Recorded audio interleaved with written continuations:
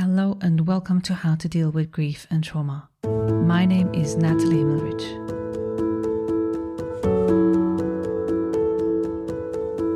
How to Deal with Grief and Trauma is completely self-funded, produced and edited by me, Natalie Himmelrich. Consider making a small donation to support the podcast. Go to bit.ly/support, capital G, capital T, and podcast. I repeat, bit.ly/supportgt podcast. Thank you so much. And for more information, please visit Natalie's website, join the podcast's Instagram page, and subscribe to the newsletter to receive updates on future episodes. So today's guest is someone that you will remember from episode 87, Dr. Mary Catherine McDonald, also known as MC McDonald. She is a returning voice of clarity, compassion, and deep insight, and I'm thrilled to welcome her back to the podcast. MC, or Dr. McDonald, is a trauma researcher, author, and speaker who has been called the Brené Brown of trauma, which I like. I want to hear more about that. And for good reason. Her work bridges the gap between neuroscience, lived experience, and practical healing in ways that are both accessible and profoundly moving. So she's here today to talk about her latest book, The Joy Reset, a groundbreaking and deeply compassionate guide that takes the powerful tools of positive psychology and adapts them for those of us who have lived through trauma. Joy, she reminds us, isn't about toxic positivity or forced gratitude. It's about finding light in the dark, one gritty bite-sized moment at a time. So we want to hear more a little bit about that, but also about the first book that MC wrote, Unbroken, and she's just, prior to us starting this podcast, shared with me about her next book. So I'm really so glad to have you, MC. Thank you so much for joining us today again. It is such a pleasure to be back with you. Thank you so much for having me. So, for me to see a book about joy, given what I understand my clients experience, and your clients probably too, who, in my case, grief and trauma, sort of the intersection of grief and trauma. And as they are very in the raw part of grief, for them, joy is like something that is elusive, something that they cannot even imagine ever getting back. And some even feel guilty for getting it back. And so we want to bridge, for those of people who haven't listened to the first episode, I really recommend going back to episode 87 to hear a little bit more about MC's story, personal story, and also how trauma and neuroscience found a bridge to you. But why don't we start with you telling us a little bit of where you've been since our last conversation and what has brought us here today? Yes. So, that's such a beautiful introduction. I want to kind of bask in it for a moment. Thank you. So it's kind of a funny thing, people, I've been writing about trauma and researching trauma for years and years. And I'm not sure if I told you this story before, but at my first academic job, they sort of sarcastically gave me the nickname Dr. Sunshine because I was studying all these dark things. And so then I wrote this book about joy, and people are like, well, you're a trauma person. What are you doing writing about joy? And the story, the sort of origin story of the book is that in 2020, I was going through personally an incredibly hard time, a different kind of grief. I was going through a divorce that was really painful, as they are. And the pandemic was going on. And all of my clients were struggling in ways that felt just unprecedented. We all have our daily heartbreaks and traumas and grief. And on top of that, there was this incredible global stressor that was kind of just pushing everybody down. And I felt like, okay, I've been, helping folks with trauma since 2011, I should be better resourced. I didn't feel like the tools that I had were enough for me, and I didn't feel like they were enough for my clients. And so at the same time, I was kind of delving in a little bit to some of the neuroscience that's come out and has sort of verified a lot of the theories that have been floating around in positive psychology for a really long time. And I found this one paper by Martin Seligman and Stephen Meyer about something they called the hope circuit. And I started thinking like, okay, we've got to just take some of these tools from positive psychology and rework them a little bit so that they can sort of meet somebody in the deepest depths while they're also going through a global traumatic event. Like, no problem, right? And so that requires some redefining of joy. A lot of what I did in Unbroken was redefine trauma, because we think of that as a sign of weakness, and it's actually biologically a strength response. And when we understand that, we can sort of demystify our own experience and also destigmatize it. And when it came to joy, I felt like this also needed to be redefined, because thanks to toxic positivity and just some other societal waves, I think we think of joy in the wrong way. We think of it as this sort of fleeting, happy emotion that's very simple, and it's sort of only on offer to people who have done all the work and are not in grief. But in reality, and I think this is true in our lived experience, and we can talk about this, but it's also true in the neurobiology, it's one of the strongest tools we have. Joy is tenacious and gritty and strong, and it will find us in our darkest moments. And if we can redefine it that way, then we can learn to see it and sort of leverage it when we are in these moments of darkness. And so that's the origin story of the book, was trying to figure out how to adapt tools from positive psychology for folks who were not in a positive place. Absolutely. And you just mentioned the key word for me, grief. As you know, I work with people in raw acute grief, sometimes traumatic grief, but sort of at the intersection between trauma and grief. And so if I think about this one client that I have who has lost their child and they are contemplating feeling joy or where to find joy. Now, that might be just too far reached. Or if I think about another client who lost her husband tragically too early as from the lifespan point of view, and we're talking about joy, how can we redefine it? Or how can these people access joy? Yeah. Maybe at the early raw stage. I don't know. Yeah. It's such a good and important question. I have two stories. It's kind of funny. One of the first stories in the book, in the Joy Reset, I talk about a client. So I got really excited about the neuroscience, as I do. And I was working with this client who was really stuck.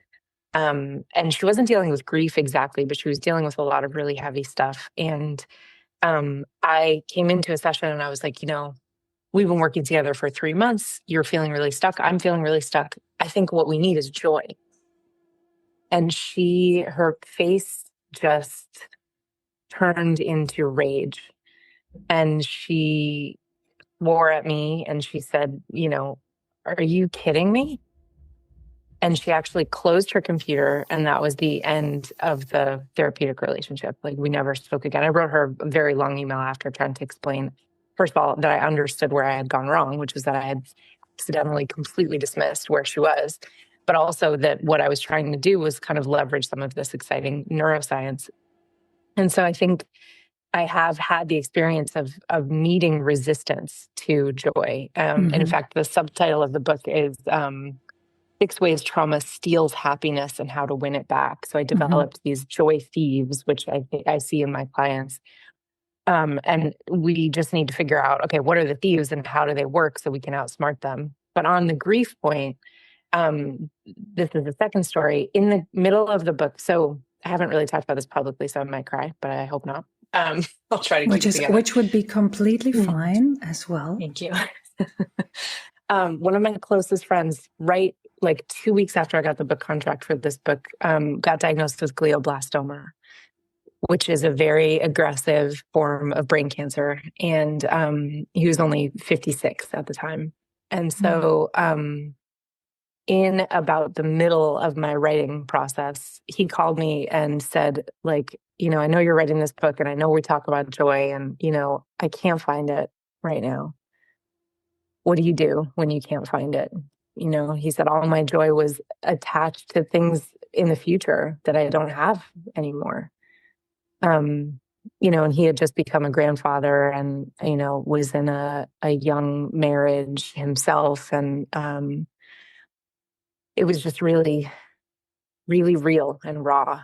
And I, for a couple of weeks, actually went through a process where I thought, I don't think I can, I think I have to give the advance back. I don't think I can write this book in good conscience because I don't know how to answer the question. Mm-hmm. And I also feel like joy is not accessible to me. I'm about to lose, my best friend. And I've had so many losses and it felt so unfair, selfishly.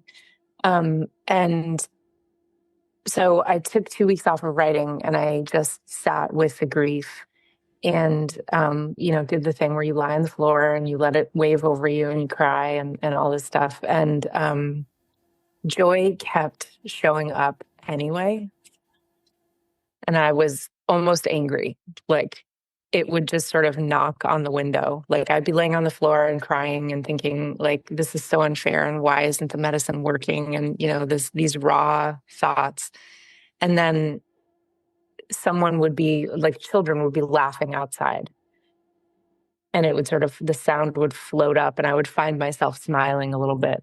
And I would think like, oh, damn it. Like joy is here anyway. Or, my friend who was dying would call me and share something, about his day or whatever that was hilarious. And we would laugh hysterically in the midst of all of the pain. Or we would have some really deep conversation about the afterlife and so I think the lesson is that if we can, I think sometimes our job here is just to hold on. And I think asking anything else of ourselves to find joy or to not give up hope is too much. It's okay to give up hope sometimes. It's okay to not be able to find joy. I think while we're holding on, if we can just remain open the tiniest bit that it might show up anyway, I think that's the lesson because all of us grievers know that it does. And these are tiny mercies in the raw moments where like you'll be in the depth of it and something tiny will show up and give you just 5 seconds of a break, Mm. I've been listening to you and I know, I think we spoke about it last time as well. My other conversation I had on an episode with Deb Dana and polyvagal theory. Deb Dana speaks about glimmers, right? Yes. And yep. I get goosebumps when I just talk about that because I know glimmers are present. It's just the lens that needs to be sharpened for those. And I think it's that the picture of or the sentence that comes to mind is pain focuses on the loss of what's no longer. Yeah.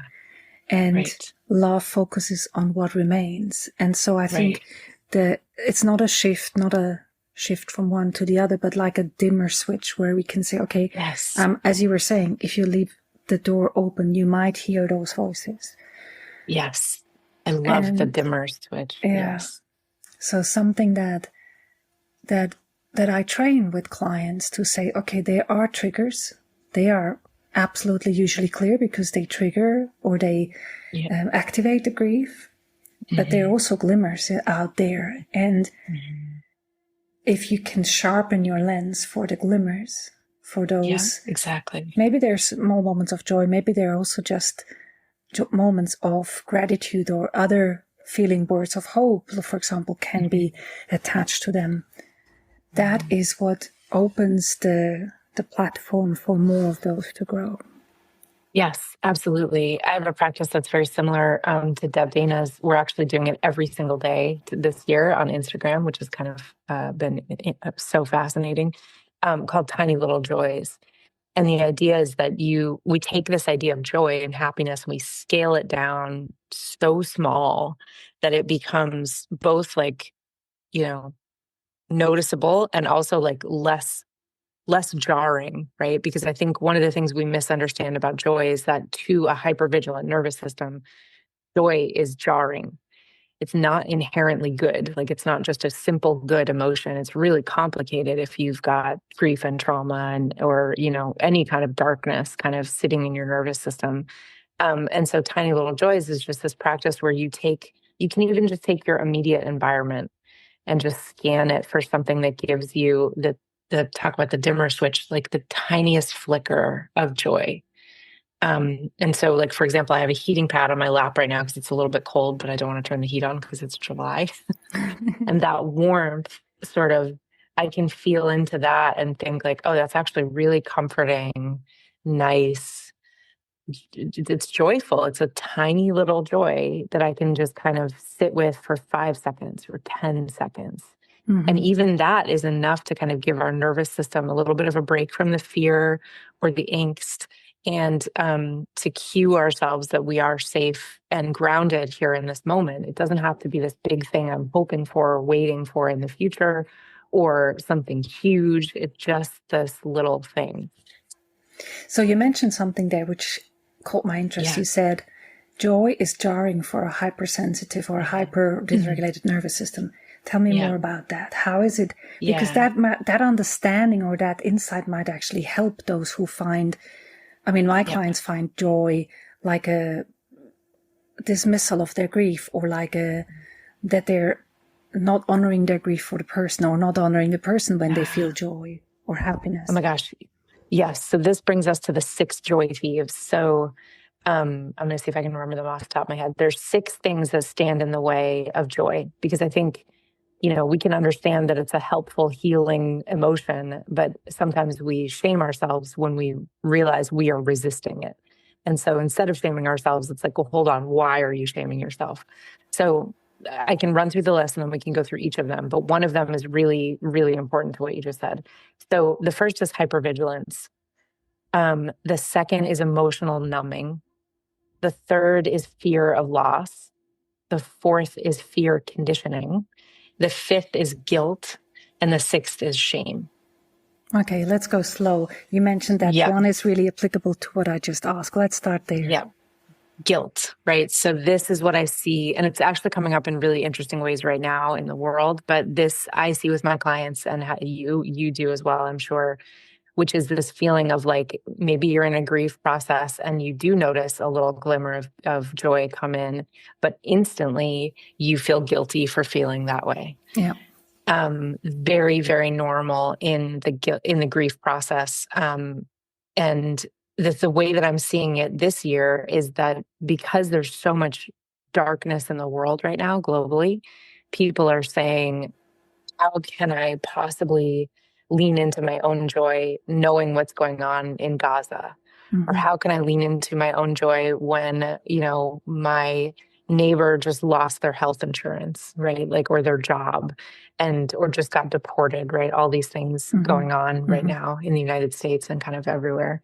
And it's that little joy thief. You can imagine it like a little cartoon thief is standing at the gate saying like, no, we're not in this mode. Exactly. Like, we have to stay with the sadness, because if you lean into joy, it's a betrayal of the person that you just lost. Yeah. If you lean into joy, it's a betrayal of the person next to you that's struggling. Yeah. And so we have to do 2 things. One is understand that is a completely normal and healthy adaptation that makes total sense given what's going on. Like, of course you would feel that way if you're in the middle of grief. And at the same time, I think we have to lean the other direction and understand that joy is showing up not as a betrayal. That's kind of a trick. The joy thief is tricking us into thinking that that's a betrayal, but as like a little bit of almost like nutrition to keep you going on the path, right? A little bit of energy, a little bit of a break to keep you going. When it comes to our grief journeys, as you know, they are lifelong. And if we stayed with the grief and only the grief and didn't experience any of these other emotions, we would drown. And so these moments of joy are offered up, I believe, as respite, as a moment, as a break, as a reestablishing of the relationship that you did have. The joy is as much a testament to the love that you had for the person you lost as is the tears. And when it comes to this sort of global guilt of like, oh, I feel guilty because of what's going on, I think that we can counter that using a framework from Thomas Hubel, where he talks about the collective nervous system, right? So when every moment we spend where our nervous system is regulated, we are contributing to the collective calm. Every moment we spend with a dysregulated nervous system, we are contributing to collective chaos. And so if we can lean into joy for a moment, it sustains us and helps sort of the general collective as well. Yeah, absolutely. So talk a little bit about the other thieves, because to give you a little bit of context or understanding for people who might be experiencing those thieves in their everyday experience dealing with grief or trauma or end trauma. Yeah. And so I think I want to explain these really briefly. I'll give like a one sentence explanation of each, and then we can talk about how to kind of counter them in general. Because as with any adaptation, I think it's really important to approach it carefully so that we don't, make things worse for ourselves, basically. So the first one is hypervigilance. And this is the one I think that the most people can relate to, because we've all been in situations where we've felt scared. And when you feel scared for kind of any sustained amount of time, it's hard sometimes to toggle out of that fear. When your system is hypervigilant, it's scanning for threat all the time. So if you imagine a kind of a sniper on watch, that sniper, if you walked up to them and said, "Hey, I'm going to tell you a joke," they're going to say, I don't have time for that right now. I'm on watch. I'm scanning, right? And so the same thing is happening in our nervous system. You're hypervigilant, and then you're trying to lean into joy, and your system is almost like snapping back. Like, no, we have to watch. We have to assess for threat. And we can't do that if we're laughing. Because joy asks your nervous system to do everything that is the opposite of hypervigilance, to kind of slow down and trust and be vulnerable. Emotional numbing happens when we try to, as an adaptation to trauma or grief or any darkness, we try to tamp down those negative feelings, which makes sense, right? When I'm feeling anxious, all I want to do is turn that knob down, turn the volume down on the anxiety. The problem is we are not really good at compartmentalizing. And so we end up globally turning down all of our emotions. And so this will happen when clients will come in and they'll say, oh, these good things are happening to me. I just got promoted, or I just started dating someone new, or this thing just happened that's really wonderful, but like it's not landing. That's always when I know, when someone says that the good thing isn't landing. It's like, okay, we have to come back to the emotions and figure out how to turn them back up. And then fear of loss and fear conditioning are very closely connected. This is what happens when you've had a lot of loss in your life, or loss happened during a good moment. And so you either brace yourself for future loss by turning off your capacity to feel good, or you kind of associate joy with bad because something bad happened when you were feeling joyful. And so you don't let yourself feel joy because the fear is going to happen. Next. It's like a coupling of those two events. Like you believe that this is always going to happen. It's like a cause effect thing. Yes, totally. It's like that false association that your brain makes. Like this equals that. Joy equals bad. So we're just not going to do joy anymore. Or the fear of loss thing. Like every teenager who's ever fallen in love and then gotten their heart broken will say, "I'm never doing this again." Right? And you're 16 and you're going to do it 100 more times. But of course you think that. And then guilt we already talked about. And then shame, I think, is just guilt metastasized. Like when you have enough joy, guilt going on over time, eventually your system gets this message. I'm not actually worthy of any of this. None of the good stuff is for me. That's for other people. Wow. So those are all the thieves. Yeah. So how is it that people who might be believing one of those thieves, or in the midst of trusting that this is the reality, how can they understand that or move past it without bypassing the grief experience of integrating and healing? Not just flip the switch, it's a dimmer. How do you go from one to the other without overexerting a system that might not be able to take that much joy?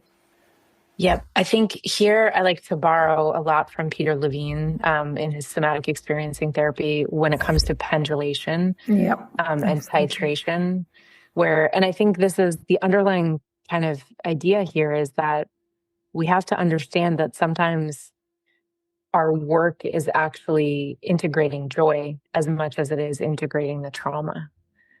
We think of the work has to be hard and the work involves this intense integration, which it does, right? But some of the work is also sort of re-educating your nervous system to be able to experience the full spectrum of emotions, including all of these good things, But as you point out, like that can be very disruptive to the nervous system. It can feel, if you've got one or all six of the thieves standing at the gate, you're not going to feel like joy is accessible. So I think the first step is recognizing which thieves are active in what way.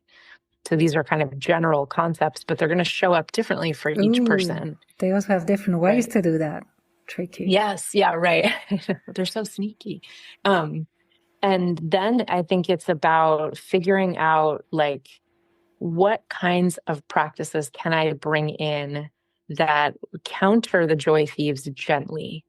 But I think, again, we have to scale down. I think sometimes we try to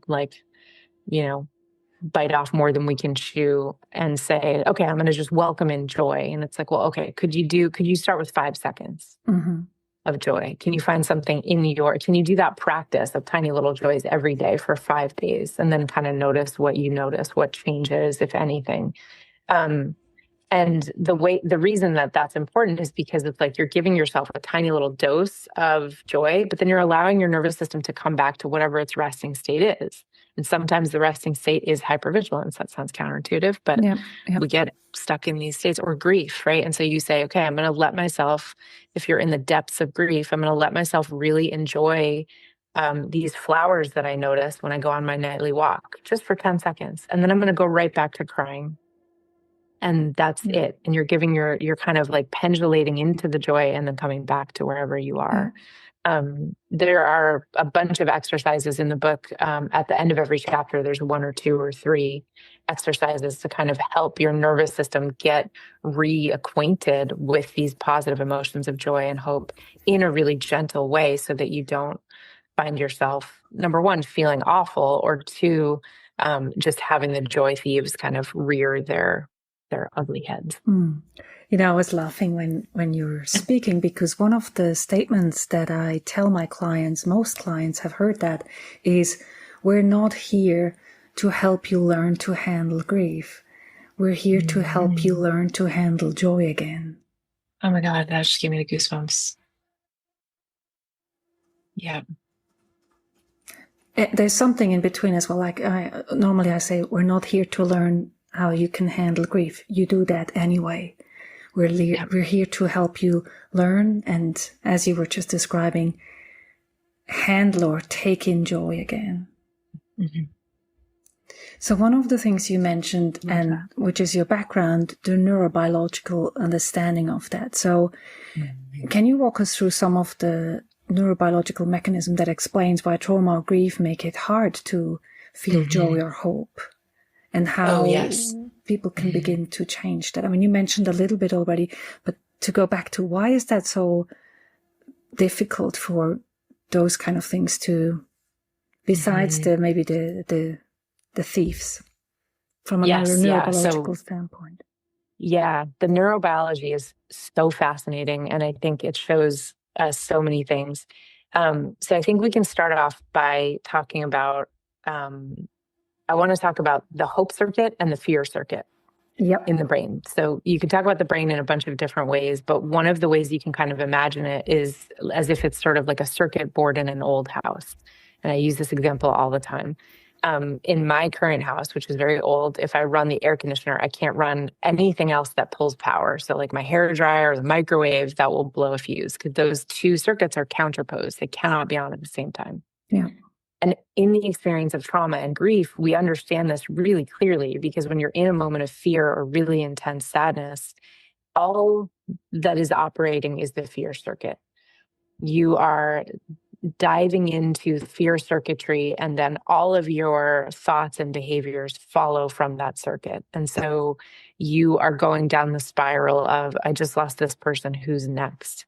How will I handle that? How am I going to even take my next breath, let alone live a whole life without this person? Like all of this fear is coming up with the grief. And when that fear circuit is really lit up and online, the hope circuit and everything that runs on that circuit, which is joy, hope, imagination, future planning, all of that Creativity, all of stuff, that. creativity, exactly. All of that can't be online. And we've known that for a long time. And we know that from our experiences, that fear has a dampening effect on hope. Yeah. What researchers realized more recently, and I don't think enough people are talking about this, is that it works in the opposite direction as well. Hope has a dampening effect on fear. So if we can lean into our hope circuit in any way and activate creativity, hope, joy, imagination, even in silly ways that don't feel like they apply to our own lives, every moment that we're doing that, the fear circuit by definition is offline. And so sometimes I think it's complicated because we talk about the brain as if it's like separate from the whole body, but obviously it's an integrated dynamic whole. And so when the fear circuit is on, you've got stress hormones coursing through your body. You have inflammation. You have all these things going on in your mind. Like all of these things are associated. When you have the hope circuit online, you also get positive hormones that can dampen the stress hormones or counter them. And then your thoughts are going to be also a little bit more hopeful and joyful. And so if we put everything together and we recognize that like joy is really difficult if you're in fear, and then we scale down the practices to things that people can actually practice in a way that doesn't feel jarring or dismissive of their pain or grief or anxiety, then you can enter a practice where you do something for 10 or 20 seconds a day or 15 minutes a day. And in doing that, you're kind of retraining your brain to notice that stuff more. And so it just kind of changes everything. It changes what you see. You were talking earlier about like the lens. It sort of changes the lens and you start to be able to see more of the joy that's there. It changes the way you feel in your nervous system. It has a calming effect on your body. And then it changes your behavior. You might feel a little bit more resourced and able to do more than you did last week. You know, it's I think, really exciting. So, I mean, I totally get what you're saying because I'm in a place where I can access that. But I'm thinking of some of the people listening who might not believe that they'll ever feel joy again, who Totally. they feel maybe too broken, too tired, too far gone. They might be in grief prolonged or chronically for the past X years. I mean, they listen to this podcast, so they obviously want to listen to something that gets them out of bed even. But what would you say to someone listening in that state? I mean, number one, I completely understand. I have been there more than once, and I get it. It's a dark place. I think when we find ourselves in the darkness, recognizing how dark it is really important, and just kind of allowing that. And then, if you can, is there anything that even approaches joy? So I love your concept of the dimmer switch so much. You don't have to think about joy being all the way on, right? But like, is there anything in your experience? Let's say you can't get out of bed, right? Let's meet you in bed. Is there anything there that has even a shadow of joy to it? Maybe comfort, maybe relief. Maybe it's not joy. Maybe it's like that you have really, cozy socks on and you can wiggle your toes and you can feel into that. That's all you need. You don't have to get all the way to joy and be dancing in the driveway in the sunshine. It's like, can you start to imprint those things that are there in the darkness? There's a story that I tell in the book. The way that I kind of came to this practice of tiny little joys was actually through Virginia Woolf. And she has this into the lighthouse. There's this scene where Mrs. Ramsey, you don't need to know the story at all, but she's in this moment. She's lying in bed and she can't get out of bed. And she's kind of lamenting in her head of her state and everything is bad and awful. And then she stops thinking for a second and she just kind of looks down at the floor and she talks about how the light, she's on the beach, the light is sort of, shimmering in the distance, and it's kind of casting these shadows on the floor of light, shadows of light, you know what I mean? Like little slivers of light on the floor. And she talks about that for a second, just that sensory experience of noticing that light. And then she says a couple of times, it is enough. It is enough. And I love that as an anchor, because I think, like, again, we think that joy has to be equal in size to the negative thing if we're going to like lean into it or find it, but that's not true. Joy is an anchor. If you think about the metaphor of an anchor, like think about this huge giant ship, the anchor comparatively is ridiculously tiny, but it keeps that ship at shore. And I think the same can be true of us. So I think in those darkest moments, I think if you can find that sliver of light, just breathe into it and then look for the next. I think one of the practices that in polyvagal theory which really helps is to collect regulating resources. To collect those and, to make a list of glimmers. Because one of the things is, it's a bit a bland comparison, but like when you're needing to cook and you don't have an idea, if you have a list of things that your family likes and you don't have any idea or you don't want to try something, you have a look at the list and you say, oh, okay, I'll make this. And so regulating resources or glimmers, they can be things that are anyway there, but you lose sight of it. And so if you have a list and say, okay, if I don't find any, I'll just start where I am. And I think what I've taken from what you said is, joy might be too big. So it's pivoting from where you are just a tiny little bit and meet you where you're at. Like I use a metaphor for my clients where I say, so you've landed in this land after loss. You're just embarked off the plane or the boat or however you came. And after loss, the unfortunate fact is that you're not going back. This is a travel that you never wanted to go on. It's a place that you never wanted to visit, but you're here. And I stay with the clients as long as they want. I stay at the embarkment station. And they have little things they see in the distance, the side, or they suddenly find the bench that says, what if? And they sit on the bench. What if? That's one of the closest sides to the embarkment station. Or then I show them some other things on the site or like, I know the map. I have the map. I know the territory. So there's little things that they will bring me because next session they will say, oh, this has happened. I say, oh, well, yeah, okay. That's another place on this land after loss. And this is what people have told me because people are all over this land and you'll meet them. It's just a question if you're ready to meet them, but unless you aren't, we'll just stay here.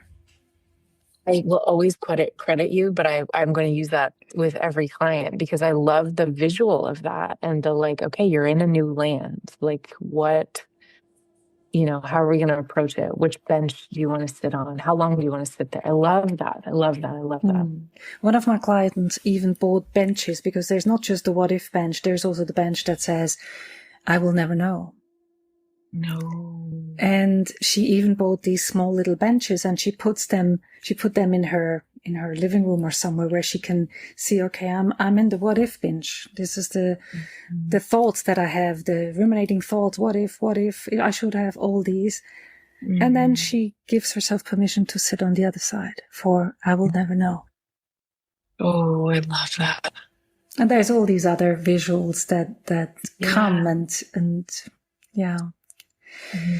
So let's talk maybe before we end a little bit about post-traumatic growth or post-grief growth, like there's a conversation about that. And I say to my clients, not everyone sits where you are. There's people who continue grieving and are remaining where they're at. And not necessarily because they want that, but just because they don't have the resources to change. Those who are listening are already in a different place because they're listening to something that they can try on and not try on if they don't want to. But how do you see joy fitting in that concept of post-traumatic growth? How I can think, people begin to yeah. move, from surviving to a more meaningful growing? Yeah, I think, oh man, I have so many thoughts. But one of them is that, like, I think sometimes we do the same thing with post-traumatic growth that we do with joy, which is we kind of make it toxic.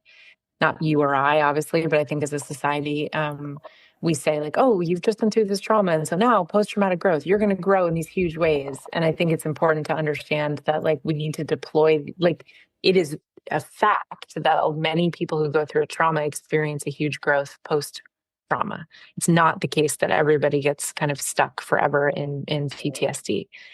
It's a fact that joy is regulating and can help you in your healing process. But I think when we deploy those things in the wrong way, we end up being dismissive. And so I think, number one, I really do think that part of our project here as human beings is to learn how to let in every emotion and sit with it. And that sounds very simple, but it is the hardest thing. Absolutely. And so I think if you're in that moment and you feel like growth or joy are just like impossible, like that's okay. It doesn't mean you're never going to get there. You're just in that moment right now on that bench, and maybe at some point you'll be able to get off and sit on a different bench. But I think when it comes to post-traumatic growth and joy, I think that they're also very linked in. I know that you probably see this with your clients as well. Sometimes people will ask me like, how do you work with clients who are dealing with trauma all the time? It must be so dark and terrible. And I say, like, much more time is spent laughing than you could possibly imagine, because we are in these moments, and like there is a lot of laughter in the grief. There is a lot of humor in the darkness. There is a lot of joy in the sadness and the pain. And so I think if we can, again, redefine these terms a little bit and understand that trauma does not always mean only devastation, it also means growth. Yeah. And pain and grief and loss doesn't only mean like deep sadness and angst. It also means depth and joy and like a new perspective and all of these things. And I know that to some that might sound ridiculous, and I understand that because I've been in that moment where I would reject that completely. But again, it will show up for you anyway, if you can just hold on. Yeah, I mean, I hear exactly the same sentence from people, and I say, well, I'm in the place of my center of passion when I'm working with people. For me, these moments are filled with awe and with aliveness, because grief and trauma and the experiences, the emotional experience that go with that, of course, they're not necessarily those emotions that people are looking for. We have those emotions that we look for, the nicer ones and the harder ones, but they are so alive. Like someone who's really grieving and yearning for their loved one, there's a lot of aliveness, because that is really strong. And to access that, I mean, I've known depression, for example, in myself, and to access that aliveness is a gift that I get to live with these people. So for me, it's my place of passion. So I'm in the right place of doing that kind of work that for other people might be hard or incomprehensible to be doing. Right. It feels real. Yeah, exactly. It feels like real and full of life.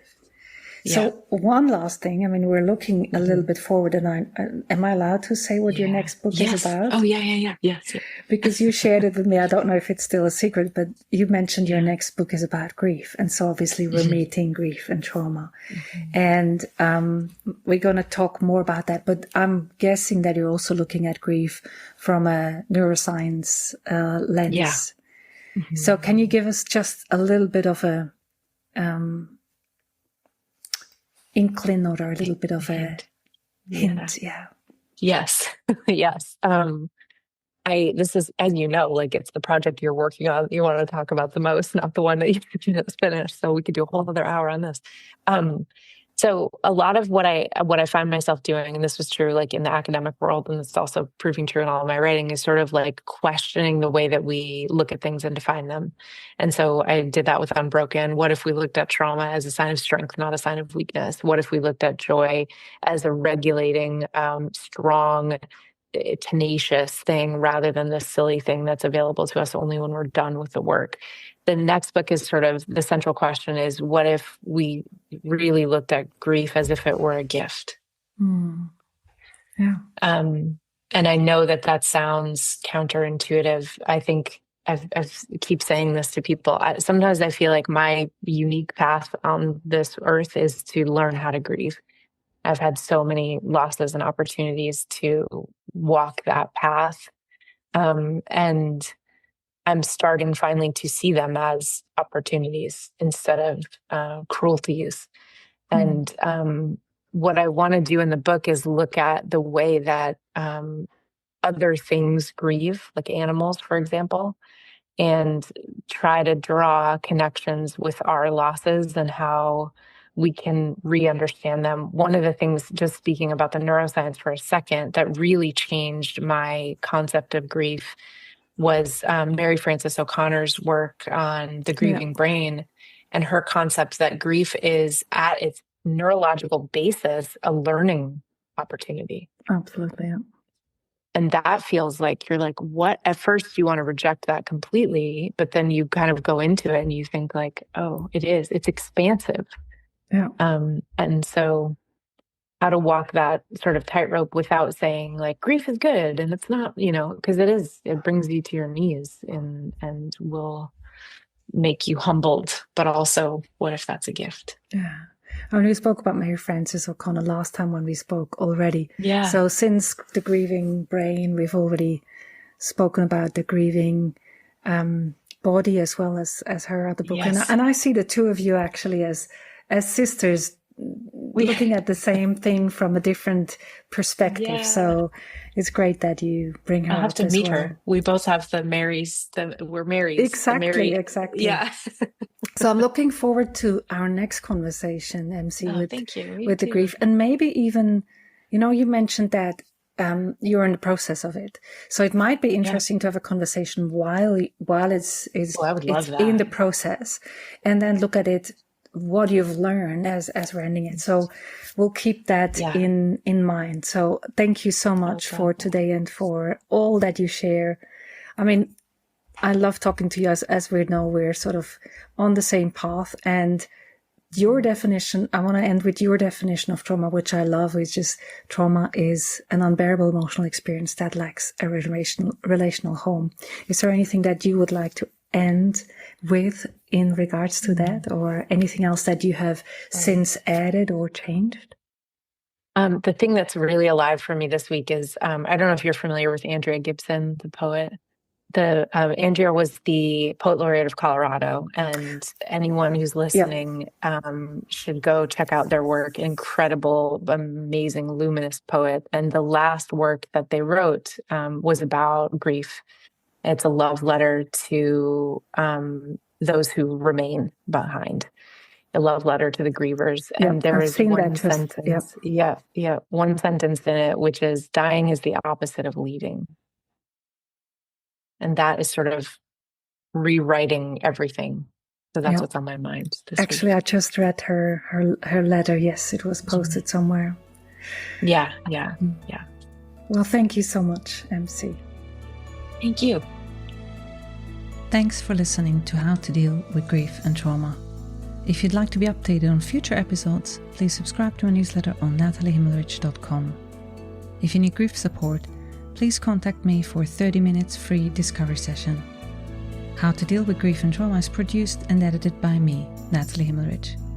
To support this podcast, please rate, review, and subscribe to or follow the podcast on Apple, Spotify, or wherever you get your podcasts.